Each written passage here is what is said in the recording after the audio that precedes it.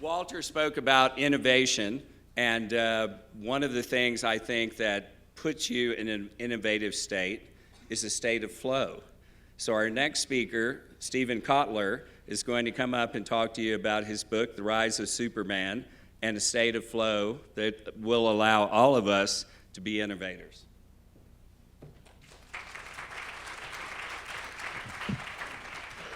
Good morning.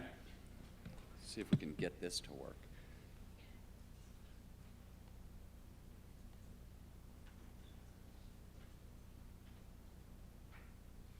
Nice. All right.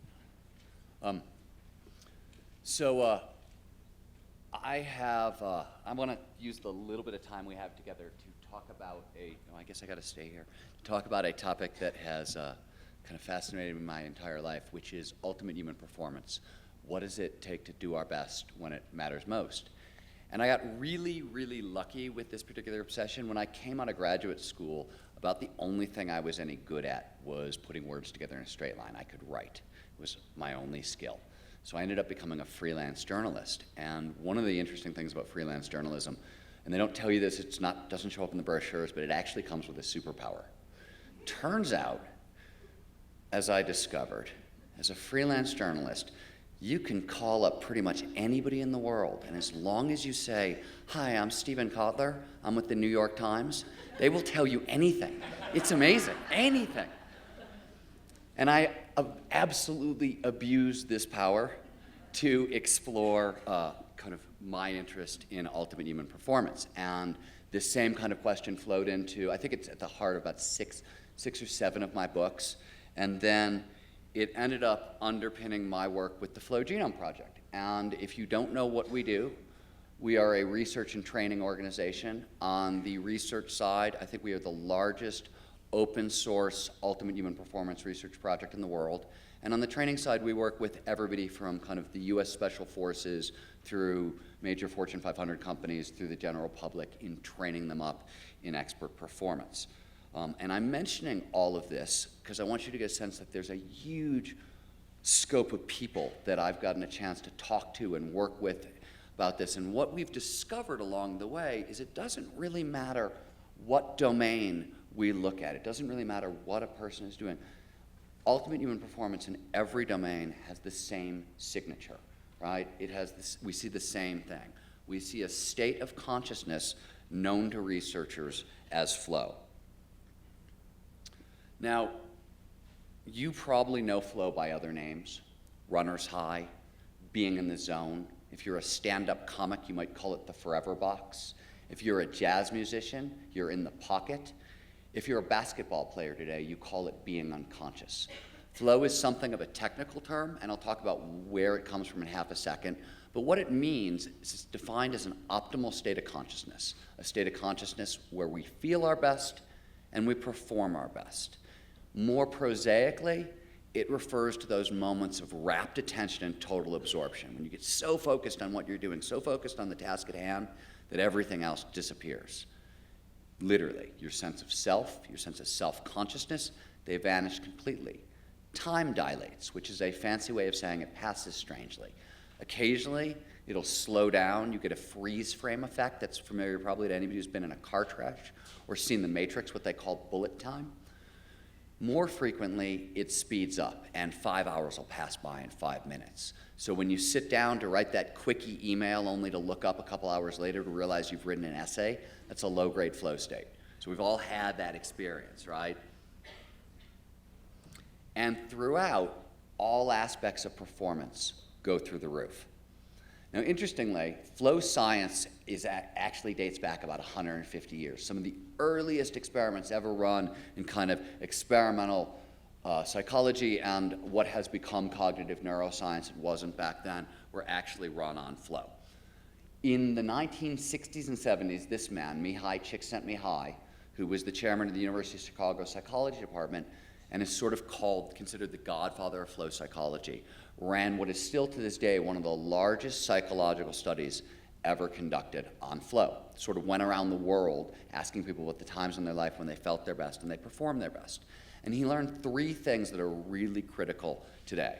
The first thing he's learned is that flow is ubiquitous. Shows up in anyone, anywhere, provided certain initial conditions are met. Second thing he learned is that people who score off the charts for life satisfaction and overall well-being are the people with the most flow in their lives. Life satisfaction and overall well-being, by the way, they're different than happiness, right? Happiness is essentially a thin slice measure of a small moment in time. How do I feel right now? Life satisfaction, overall well-being, these are thicker metrics, right? This is meaning and this is purpose. So this is a deeper, deeper, deeper sort of well-being we're talking about here. The third thing he discovered is when he ran around the world and he was asking people about these times, they kept using the word flow. They kept saying, hey, when I'm in this state, every action, every decision, it leads seamlessly, fluidly, effortlessly to the next, right? So in other words, flow feels flowy. It's a technical term, and it technically describes the phenomenal sensation of the experience. But if you look underneath that feeling, right, what you actually see is as close to near perfect high-speed decision-making as you can get. When every action and every decision leads seamlessly, perfectly to the next, you're looking at high-quality, high-speed decision-making. So if you're looking for a shorthand definition of flow, that's not a bad place to start. As I said, flow massively amplifies performance, and it shows up in all domains, right? In athletics, in sports, we now know that pretty much every gold medal and world championship that's ever been won, there seems to be a flow state at its heart. Flow accounts for massive breakthroughs in the arts, major breakthroughs in science. In business, as you can see, McKinsey did a 10-year study. They found that top executives in flow report being 5 times more productive. 5 times more productive is 500% more productive. It's a step function's worth of change. It means, theoretically, you go to work on Monday, spend Monday in a flow state, take Tuesday through Friday off, and get as much done as your steady state peers, right? It's for this reason that the second quote came out of a recent Forbes article. They called flow state percentage, the amount of time employees spend in flow, the #1 management metric for building great innovation teams, right? It's for this reason a lot of companies, Toyota, Patagonia, Ericsson when they were around, Microsoft, have built corporate philosophies around the state. The coolest example of what flow does for performance shows up in action and adventure sports. So for reasons that we'll get to in a second, surfing, skiing, snowboarding, rock climbing, downhill mountain bikers, etc., these people have gotten better at hacking the state of flow, reliably reproducing the state of flow than pretty much anybody else in the history of the world, as far as we can tell. As a result, if you look at action and adventure sports as a data set, so forget about everything else and just look at the numbers, what you see over the past 25 years in these sports is nearly exponential growth in ultimate human performance. So performance when life or limb is on the line has been doubling. That's insane. That never happens. Sports progression, sports performance, it is slow, it is steady, it is governed by the laws of evolution. At no point in history does it quintuple in a decade. That's exactly what's happening all over action and adventure sports, and I'm going to give you one example, which is surfing. Surfing is a 1,000-year-old sport, and from 400 AD when it was invented to 1996, the biggest wave anybody had ever surfed was 25 feet.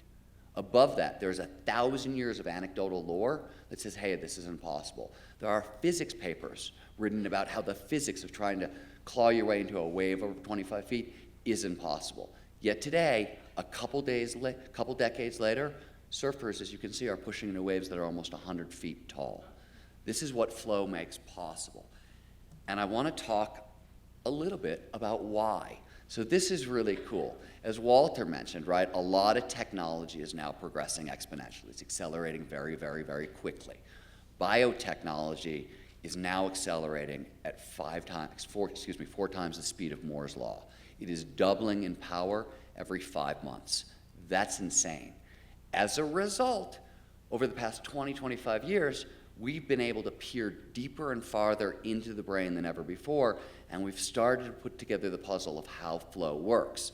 And what we've learned is really interesting. First thing that we've learned is that it turns 100 years of thinking on ultimate performance on its head. So the old idea about what does it take to be our best, and most of you are probably familiar with it, it's what's called the 10% brain myth. It's the idea that at any one particular time, you're only using a small portion of your brain, say 10%. But ultimate performance, aka flow, must be the full brain on overdrive, right? Turns out we had it exactly backwards. In flow, the brain isn't becoming hyperactive, it's deactivating.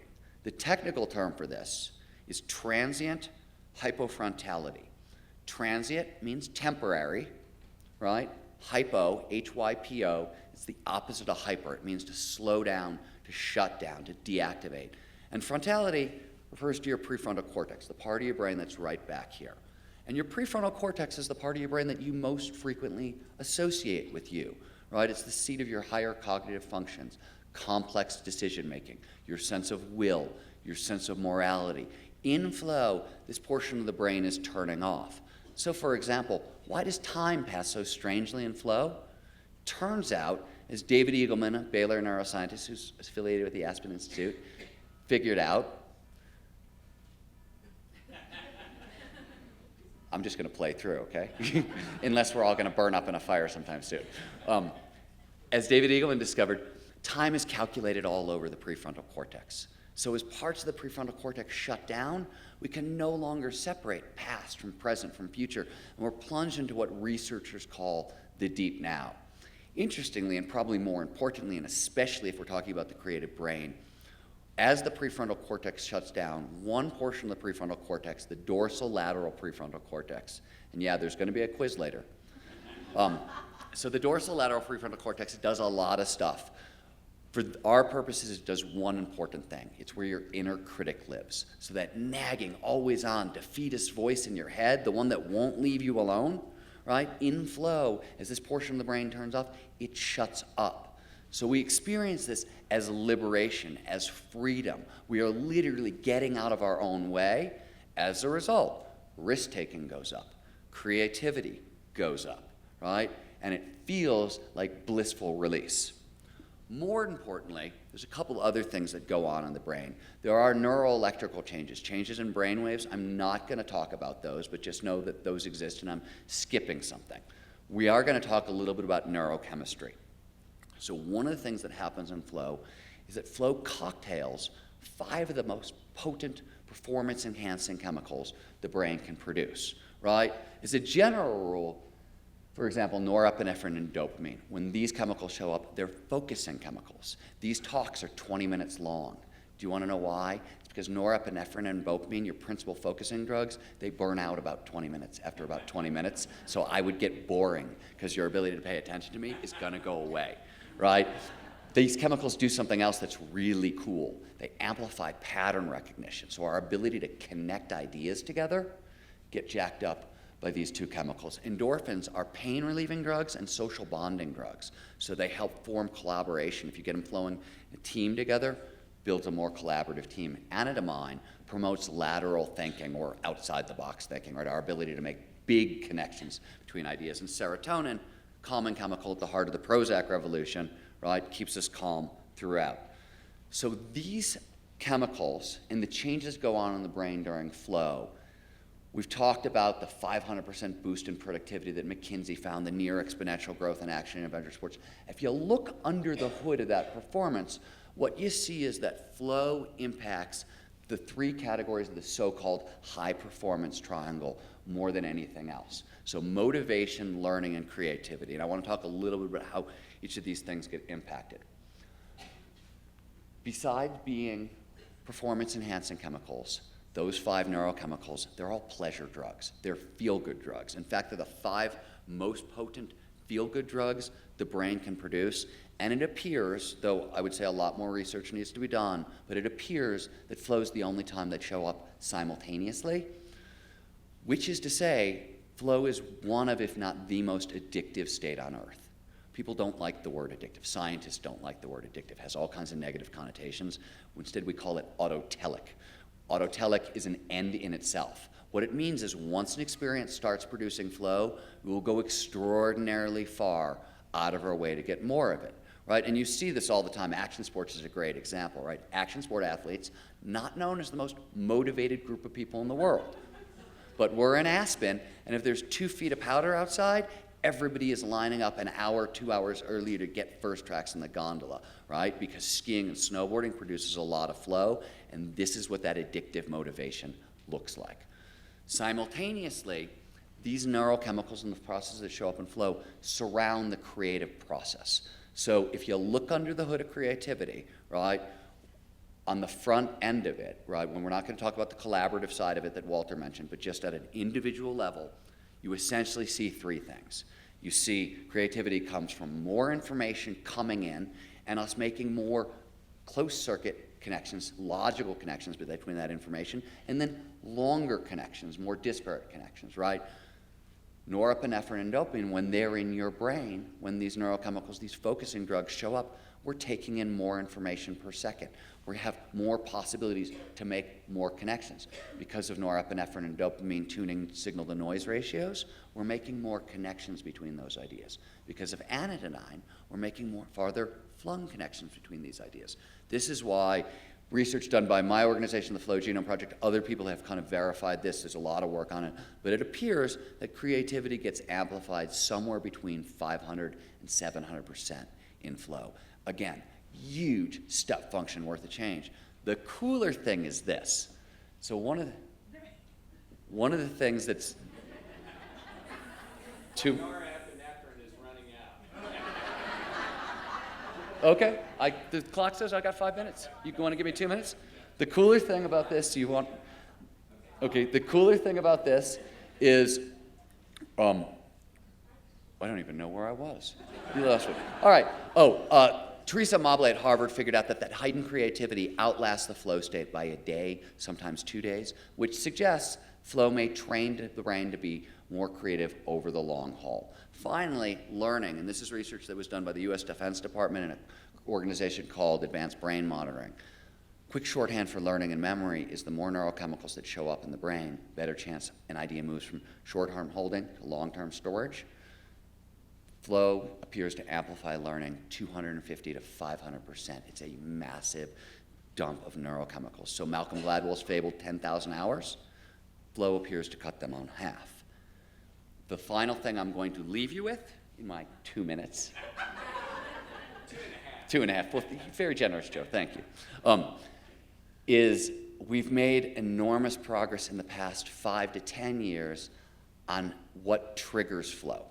So we now not only know how flow works under the hood, we know how we can all get more of it. In fact, now just to give you a random number to close with, at the Flow Genome Project, we run an online flow fundamentals course. It's open to anybody, it's digitally delivered, and it's just one version of a lot of different flow training programs that are out there.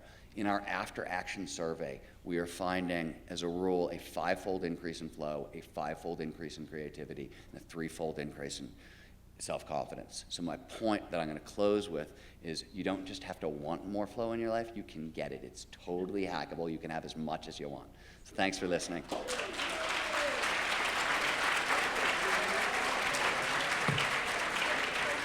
Don't know how to turn this off. So I'm going to...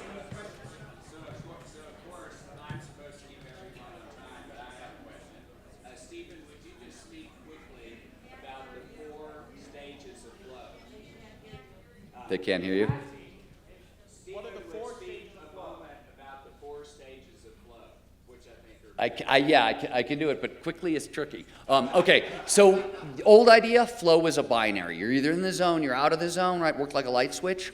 What we now know is it's a 4-stage process. And interestingly, a couple of stages they're like anti-flow. They're really unpleasant. So on the front end of a flow state, there's a loading phase. It's a struggle phase, right, where you're loading and overloading the brain with information. So if flow is totally flowy and everything feels great, struggle is miserable. In flow, the prefrontal cortex is turned off. In struggle, it's hyperactive, right? Followed by a release phase. You have to take your mind off the problem. Followed by a flow state. On the back end, there's a recovery phase, and a lot of people miss the recovery phase. They don't realize it's there, and those neurochemicals, flow is an expensive process for the brain to produce, so on the back end, those neurochemicals take a little while to replenish. Our body takes a little while to get ready for that fight again.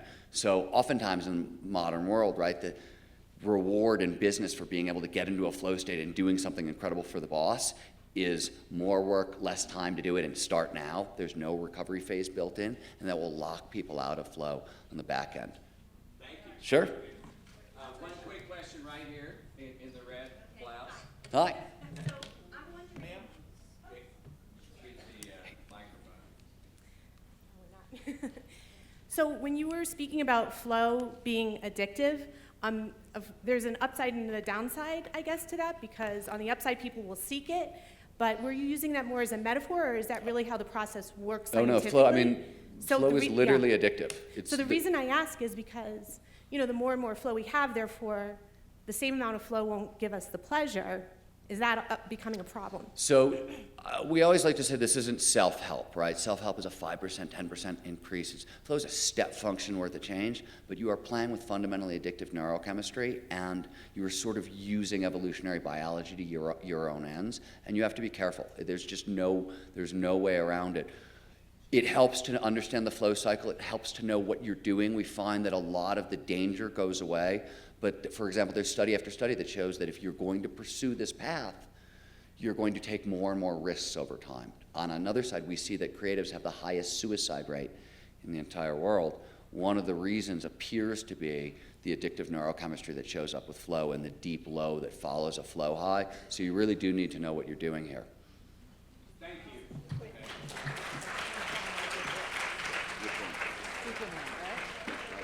I just wanted all of you to know, because it wasn't mentioned, Stephen's book, The Rise of Superman. All of you should read it. It'll be for sale at our book signing later, and more wonderful books by Stephen. And also all questions, because I think everybody's fascinated by flow. I am, certainly. And so at lunchtime and at 4:30 and break time, there'll be plenty of time to ask all the speakers any questions you want. Thank you, Glenda. How many people were here last year?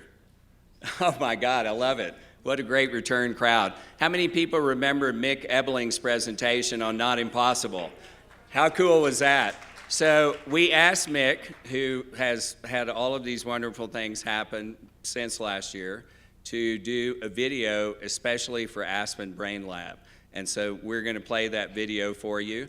Many of you asked us last year how you could participate in what Mick is doing, and we have a table outside with someone here from Aspen that you can talk to. So without further ado, Mick Ebeling's update on Not Impossible. Not Impossible is changing the world through technology and story. Last year, Not Impossible founder Mick Ebeling had the honor of presenting Project Daniel at Aspen Brain Labs. Since our initial presentation, Daniel's doctor, Tom Katina, has received recognition for his work and was honored as one of Time Magazine's 100 most influential people. Project Daniel has gone on to win numerous awards, and Mick has been recognized for his humanitarian efforts. This December, Not Impossible Labs is going back to South Sudan to visit Daniel and Dr. Katina. As we complete our Project Daniel documentary, our goal is to further train locals on the newest 3D printing techniques and begin to institute an affordable lower limb prosthetic. Read more about Project Daniel and the inspirations behind Not Impossible in Mick's book, Not Impossible: The Art and Joy of Doing What Couldn't Be Done. Released in January of this year, Mick's book is now in its 5th printing. A major facet of the book and inspiration of Not Impossible is Mick's first invention, the iWriter. Built in 2009 for Los Angeles graffiti artist Tempt One, who was paralyzed by ALS. The device gave him the ability to create art through the movement of his eyes. The free source availability of the iWriter allows anyone to utilize or expand upon the affordable technology. In 2014, Tempt lost the ability to blink his eyes and could no longer control the eye writer, triggering the need for Not Impossible to develop the Brain Writer. The low-cost Brain Writer applies EEG technology that reads and writes brain waves, allowing us to upgrade Tempt from blink to think. The Brain Writer is making communication available for anyone, regardless of their physical abilities.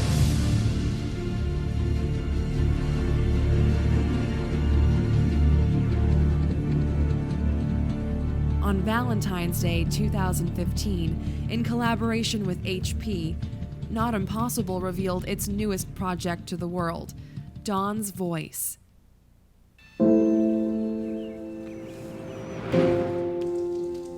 I think the first year you still did pretty much everything.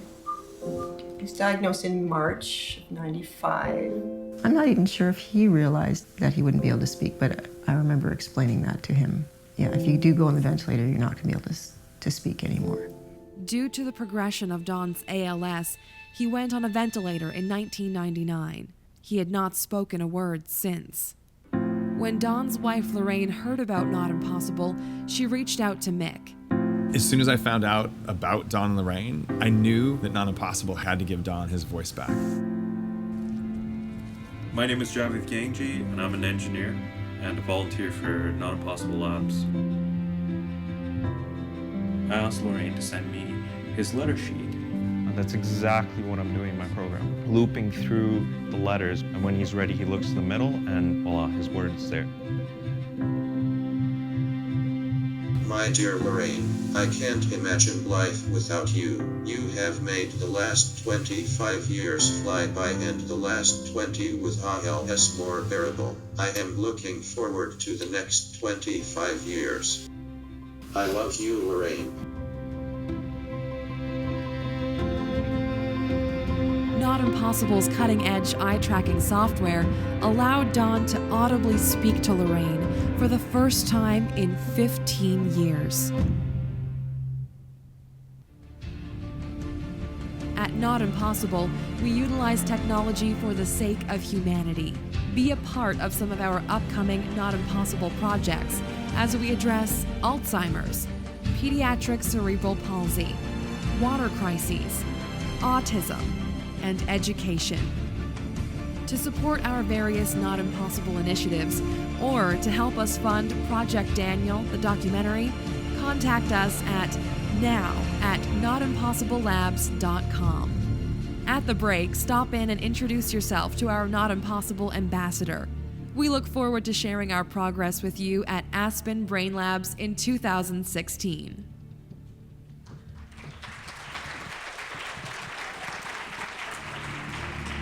Not Impossible. I don't know about y'all, but I think that's pretty damn cool.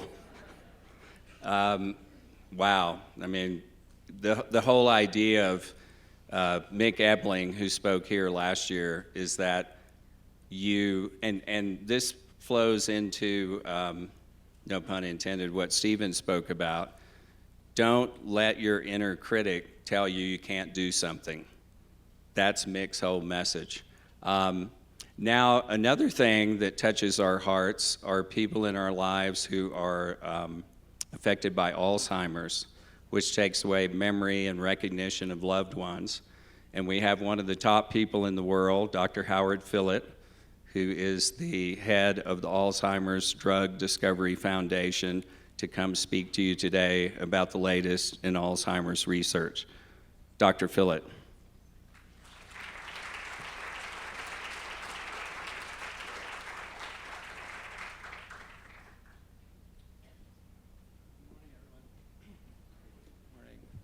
It's great to be here. I want to thank Glenda and the organizers for inviting me.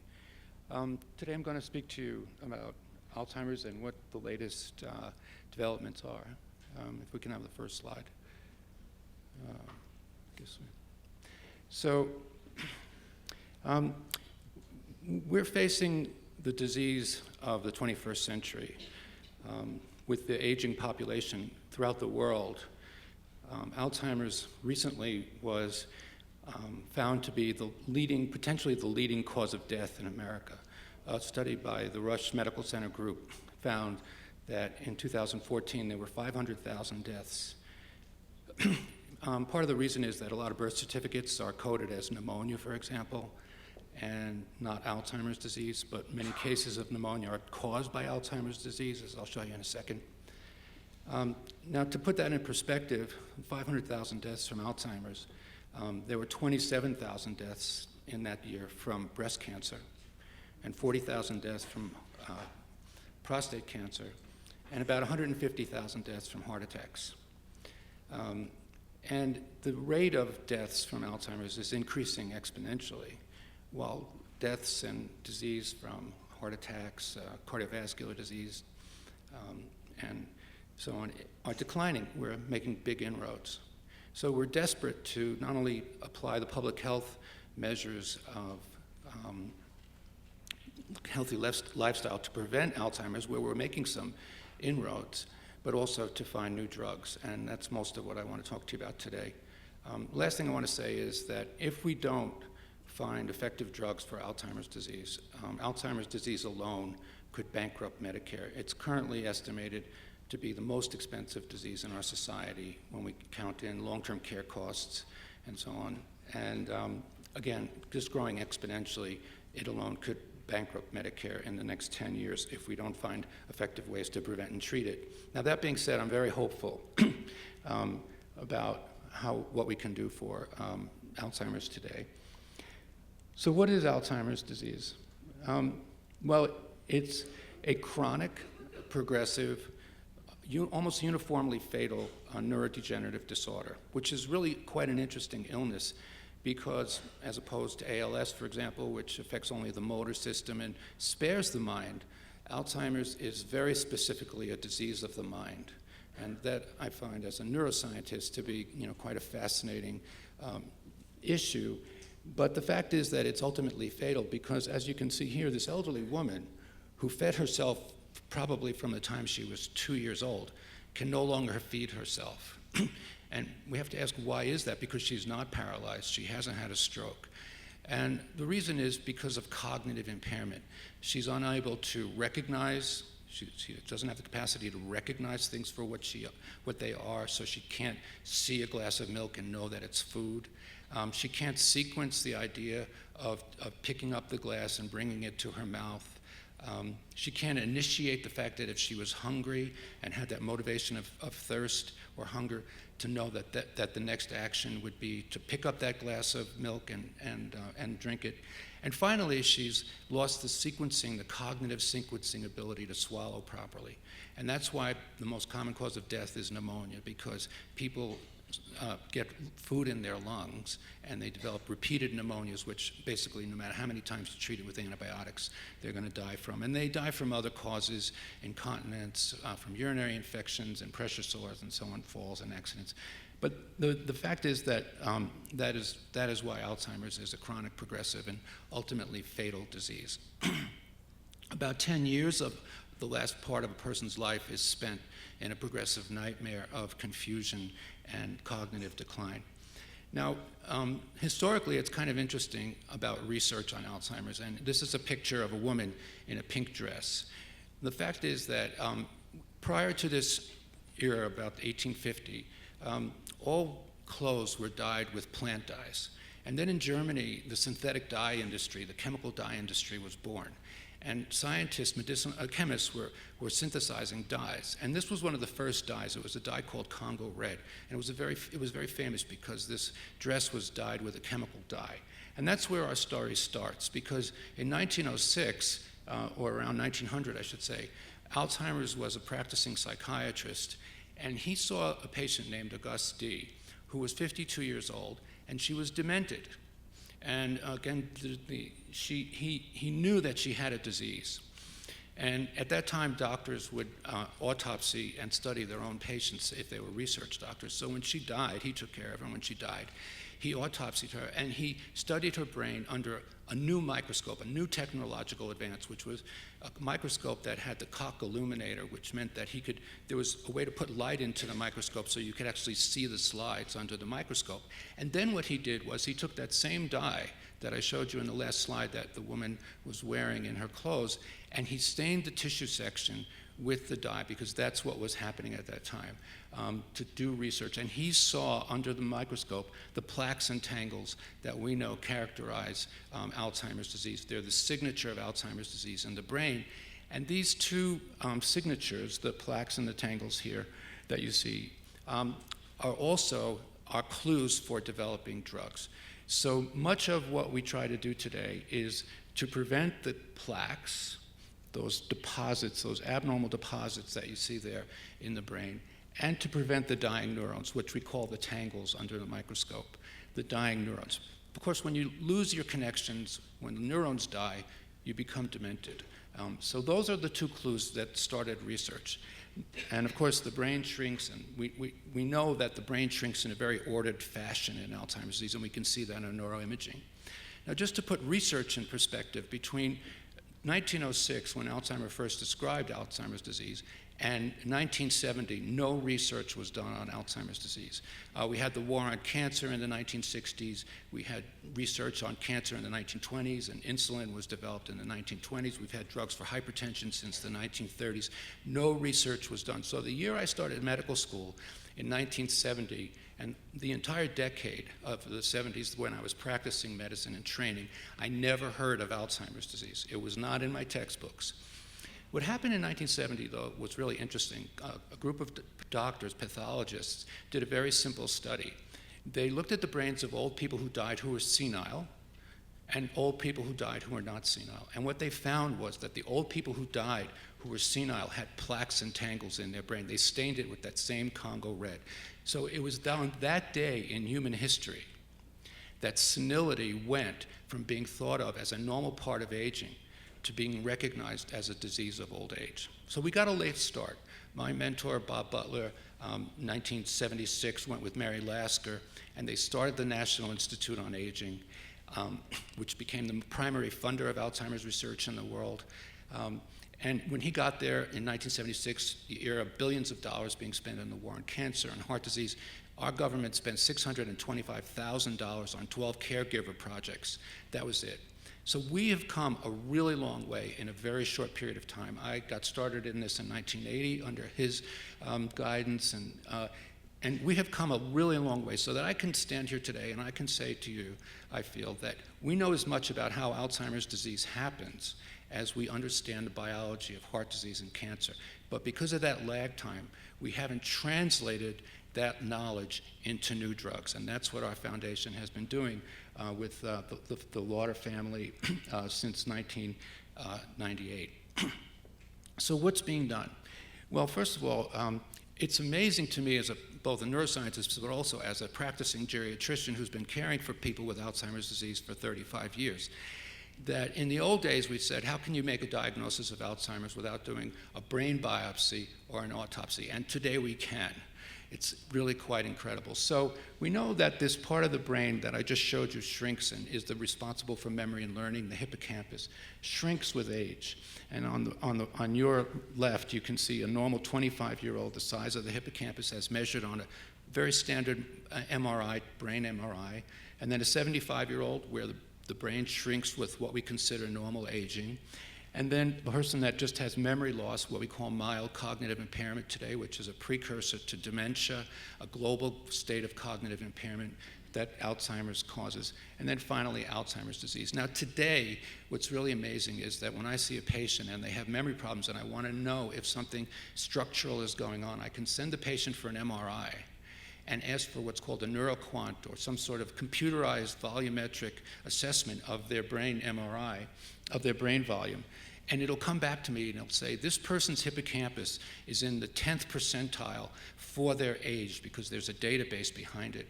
And they will tell me that this person has structural deficits that are the cause of their memory and learning deficits and likely that they have Alzheimer's disease.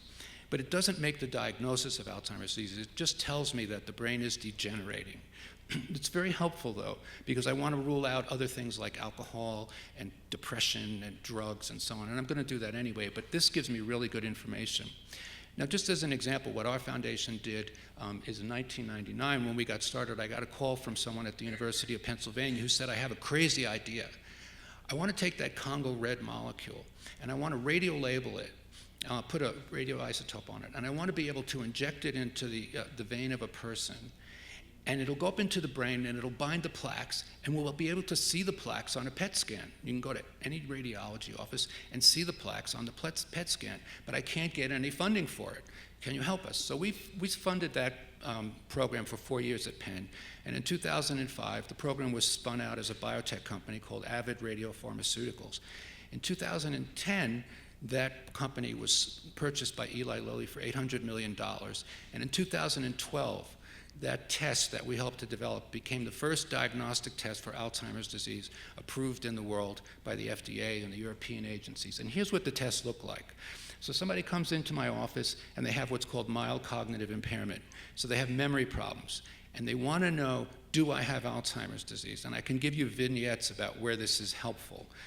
And on your left, you can see that here's a patient where their scan was negative. And I could reassure them, even if they're 85 years old, you do not have Alzheimer's disease. You have something else going on. Let's really give you lifestyle intervention, because the chance that I can improve your memory and that you will remain stable and have good quality of life is good. On the right, you can see the red lights up. That's where the plaques are, and we can see the plaques. Now, this is really amazing in the clinic, and right now Medicare is funding a study of 19,000 people to prove its value. But more importantly, you must have heard about the recent Biogen experiment, the clinical trial that got a lot of press, that was successful. A big part of what we're trying to do now is the test the theory that if we prevent that plaque formation of the amyloid, or remove the plaques, that the brain will get better, cognition will get better, and we'll be able to prevent Alzheimer's disease. So what you see on the left here at the top is the vaccine. Now, the Biogen study was the first clinical trial ever done where everybody who enrolled in the trial got the Amyvid scan that our foundation developed. Because the problem was that before then, pharma spent tens of billions of dollars doing clinical trials in Alzheimer's, trying to remove the amyloid, but they didn't know if they were enrolling people that actually had amyloid because they weren't using the scan. And it turned out that 35% of the people who went into the trials didn't have positive scans. And so that completely confounded the experiment. So the Biogen study was the first study to actually use an antibody against amyloid and know that they were treating people that had amyloid, they had Alzheimer's. And what they showed was that that antibody that they used, that vaccine, in the highest dose, removed 70% of the amyloid from the brain of patients at 1 year. That's incredible. Now, what does that mean? Will people actually get better? Well, in the early results, it looks like removing the amyloid somewhat stabilized, but we have to go now into a phase 3 trial to really prove this and see if it really worked, because there's a lot of skepticism about whether amyloid just represents a scar or is actually the cause, or if it's just a marginal effect or a small effect, and that there's a lot of other things going on. The other thing that the scan has enabled is that we've learned by studying normal people that the disease starts 20 to 30 years before we begin to have symptoms. So let's say the average onset of Alzheimer's is 75. We know that 45-year-olds and 50-year-olds and 55-year-olds are starting to accumulate amyloid, but more importantly, it's a signature that Alzheimer's disease is starting, just like heart disease we think now starts in adolescence, as early as that with high cholesterol. And that has enabled prevention trials for the first time. And so we're already spending hundreds of millions of dollars on prevention trials to see if we can take normal people who have a positive brain scan and prevent them from getting worse. So it's really revolutionized the field, and we're in an amazing place right now to be able to do this. And finally, the most recent thing is that we can see the tangles. So another molecule, sort of like Congo Red, is being used, and it's also owned by Lilly, which owns Avid Radiopharmaceuticals, and we can see the tangles. And this is even a better scan because the tangles represent the dying neurons. And while amyloid doesn't really correlate with cognitive impairment very well, and so it's not a great biomarker in clinical trials, and it doesn't necessarily indicate that somebody has cognitive impairment, the tangles do, because the tangles are the dying neurons. And the next follow-on into pharma is drug programs to attack the tangles and try to prevent the dying neurons. And now we have a marker in humans where we can see the tangles and see if these drugs to prevent the dying neurons from getting worse actually happen. So that's really a big advance, and we're very excited in the field about that. Now, how do we develop drugs for Alzheimer's? Well, most research that you know about is really basic science, and we know, as I mentioned earlier, a lot about the biology of Alzheimer's disease. But really, drug discovery is chemistry. It's not biology. It's these amazing wizards, these medicinal chemists that can see molecules in their mind and then know how to synthesize them and know what kind of molecules are actually going to be drugs and what kind of molecules could never be a drug. And they'll look at it and they'll say, that can never be a drug, or that could be a drug. And so the really critical phase of innovation in Alzheimer's drug development is in this preclinical drug discovery phase, where chemists are synthesizing molecules based on rational understanding of how the biology works, fitting those molecules into a target, and then ultimately doing the necessary testing so that these molecules can be approved by the FDA for testing in human beings in clinical trials. And the most important thing in terms of strategy for developing new drugs for Alzheimer's disease that we know of, that I believe in, is that aging is the leading risk factor for Alzheimer's disease. And so what that means from a biological, what that means, though, from a biological point of view, is that by applying what we understand about the biology of aging, which is a really, we need cross-fertilization in our field. So there's a field called biological gerontology, which has enormous knowledge about the biological mechanism of aging, and apply what we know from the biological mechanisms of aging to specifically the brain, to specifically Alzheimer's disease. So, for example, with aging, there's neuroinflammation. With aging, there's tremendous amount of oxidation. With aging, the brain is 3% of the body weight and uses 25% of the body's energy. So there's an energy failure with the aging brain. How can we improve that? There's vascular disease and so on, and there's genetics. So let me quickly go through some of these that we're approaching. This is part of our portfolio. We have a wide range of portfolio. Our job is to feed Big Pharma. Big Pharma is taking risks, spending billions of dollars on clinical trials, but our foundation is promoting innovation to get drugs into the pipeline. So let me just talk a bit about genetics real briefly. We've known about this gene, apolipoprotein E, which is a cholesterol-carrying gene, for over 20 years. So if you have an ApoE4, you're going to be part of the 20% of the population that has ApoE4, but 60% of the population of people with Alzheimer's disease. If you have two E4s as opposed to three, E3 or E2, which are the genetic types, if you have two E4s, if your parents had Alzheimer's, if your sibling had Alzheimer's, if your grandmother had Alzheimer's, you're at increased risk. And if on this standard blood test that you can come into my practice and get, if you have two E4s, your risk of Alzheimer's is 20 times the average population. We've known about this risk for 20 years, and we haven't been able to translate it into new drugs, which tells you that knowing something about the genetics doesn't necessarily mean that we're going to get into drugs. We're funding 2 gene therapy programs right now, one at Harvard and one at Cornell, to actually try to fix the ApoE4 problem in people. The other thing is, I mentioned earlier that we want to protect the brain cells regardless of the cause of injury, because with aging there are many, many causes of neuronal degeneration. And Frank Longo, who's the chairman of neurology and neuroscience at Stanford, we've been helping him for 10 years, starting with computers and computational chemistry to right now he's all the way through into phase 2 to have small molecules, a pill that you could take that would protect your brain cells from injury regardless of the cause. And that's really important because there are so many ways that our brain cells get injured over time and over lifespan. And part of the story here is that we actually helped him to spin out the biotech company that he has, Pharmatrophix, and we're investors in that company. And through our venture philanthropy model, we get returns on that. And lastly, as an example, I want to talk about epigenetics, which is so cool. It is the coolest thing. So we talk about lifelong risk factors. So let's say you're depressed. As Audrey Hepburn said, she got depressed during the war. She was malnourished, and it affected her whole life. How could that happen? Well, it turns out that the genes, the DNA code, is not set in stone, but it's modified throughout our lives.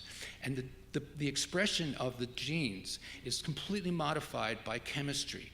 And when those genes get modified, they're permanently modified. So all these risk factors throughout our lives actually change the genetic code of our genes in various ways. That's called epigenetics. And right now, there are epigenetic drugs for cancer because those epigenetic changes can cause cancer. We're applying that cancer knowledge about epigenetics to neurodegeneration because we know that some of these genetic changes suppress brain plasticity, they cause neurodegeneration, and this company was spun out of MIT based on Li Wei Cai's work. We're invested in that with a major venture capital firm called Atlas Ventures to develop epigenetic drugs that can fix the neurodegeneration process. I'm sort of running out of time here, but I want to just say that we now know that Alzheimer's is also a white matter disease.